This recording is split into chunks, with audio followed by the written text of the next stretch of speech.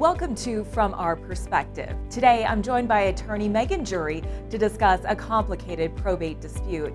The dispute centered around a family cabin and proving paternity and involved DNA testing as our client fought for his share of his father's estate. Megan, thank you so much for joining me. Tell me more about our client and why he reached out. So he came to us after his stepmother had passed and was sort of surprised to find out that his father's estate had been opened and he had no notice of it. And she had transferred this family property into her own name.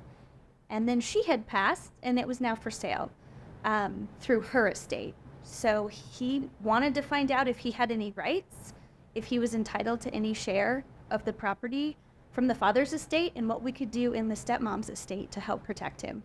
And what were some of the challenges you faced because the father wasn't listed on the birth certificate? The information from the client was that this was his biological father, but when we got the birth certificate, someone else was listed, which certainly raised concerns with the estate of his stepmom. We dug into the family dynamics and found out, that his mom had been young and she had been sort of pressured to date someone else and put someone else's name on the birth certificate. But trying to come back 60 some years later and prove who the biological father was difficult, especially since the father had passed and we couldn't do a DNA test on him. We had to find an extended relative to do a DNA test on. And how would you describe our client's relationship with his father, and what role did that play in this case? Well, that was a really interesting part of it, because you might expect that they didn't really have a relationship. This wasn't his biological, it was his biological father, but he presumably didn't have much involvement early on in his life. But from what the client told me, he had always known him as a family friend. He came around, he was introduced to his actual grandparents. He didn't know it at the time. And then when he turned 20, his mom told him the truth, told him who his father was, and they started developing a relationship. And over a 40-year period, became really close.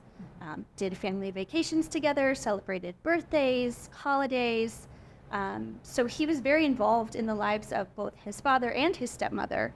And then in the end, when they were in nursing facilities, was one of the primary visitors who came and took care of them. Mm-hmm. How did you handle the resistance from the relatives to our client's claim to the property? It was difficult because our client took it, of course, very personally. He was very close to them, so he took it as a personal attack. But I had to step into the shoes of them. They are extended relatives. They didn't know them on a day-to-day basis. So they were presumably, or correctly skeptical of this person coming in and claiming to be a biological relative to take part of the estate. So I had to look at it from their point of view and what would help, satisfy me that this was a legitimate claim. And you mentioned this before with the DNA testing, but what steps did you take to prove the paternity? Right, so really, it was like piecing together a puzzle. We had a DNA test, but it was on, the aunt, so it wasn't on the father. So it was partial, but it wasn't 100% proof. The birth certificate was not helpful. So we asked our client if he thought his mom would be able to be a witness and put together an affidavit on the events and what had happened and who his father was. She's in her 80s, wasn't sure whether she'd be willing to go back and relive that. She was fantastic. She was really happy to help and gave us some really good information.